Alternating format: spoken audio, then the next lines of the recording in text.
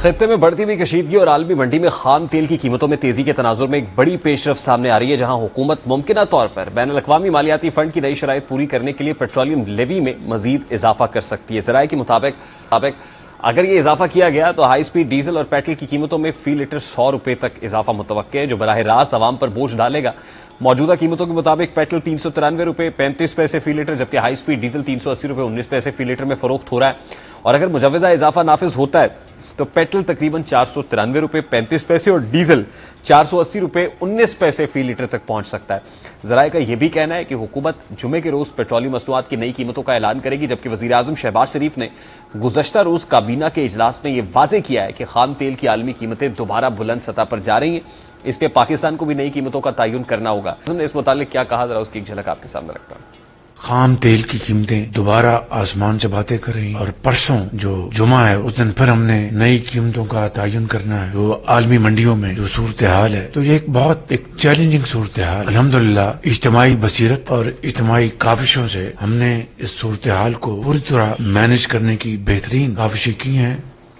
अब अगर पेट्रोल और डीजल की कीमतों में फी लीटर 100 रुपए तक इजाफा किया जाता है तो इसके असरात सिर्फ ईंधन तक महदूद नहीं रहेंगे, बल्कि पूरी मईशत पर इसकी गूंज सुनाई देगी। सबसे पहले ट्रांसपोर्ट के अखराजात में नुमाया इजाफा होगा, जिसके नतीजे में शेयर कुरनोश समेत रोजमर्रा इस्तेमाल की तमाम अशिया महंगी हो जाएंगी। महंगाई की शरह में तेजी आएगी और यूं मुतवसत और कम आमदनी वाले तबके की कुव्वत खरीद मुतासर होगी, जबकि सनती शोबा भी इससे महफूज नहीं रहेगा, क्योंकि पैदावारी लागत बढ़ने से न सिर्फ मसनूआत महंगी होंगी बल्कि बरामदात की मुसाबकत भी कमजोर पड़ सकती है। यूं एक सादा सा ईंधन का इजाफा दर हकीकत मईशत के हर शोबे में एक जंजीरी रद्द-ए-अमल पैदा करेगा, एक चेन रिएक्शन होगा, जिसे कंट्रोल करना हुकूमत के लिए एक बड़ा चैलेंज बन सकता है। यही वजह है कि इसी पस मंजर में हुकूमत ने पेट्रोल और डीजल की कीमतों के तयन के लिए एक नया फार्मूला भी मुतारिफ कराया है, जिसका मकसद कीमतों में इस्तेहकाम लाना और अचानक उतार चढ़ाव के असरात को कम करना है। इस नए फार्मूले का बुनियादी नुकता यह है कि अब कीमतों का तयन किसी एक दिन या फौरी आलमी कीमत की बुनियाद पर नहीं होगा, बल्कि एक मखसूस मुद्दत की औसत कीमत को मद्देनजर रखते हुए किया जाएगा। इसका मतलब यह है कि अगर आलमी मंडी में किसी एक दिन कीमतें अचानक बढ़ती या कम होती हैं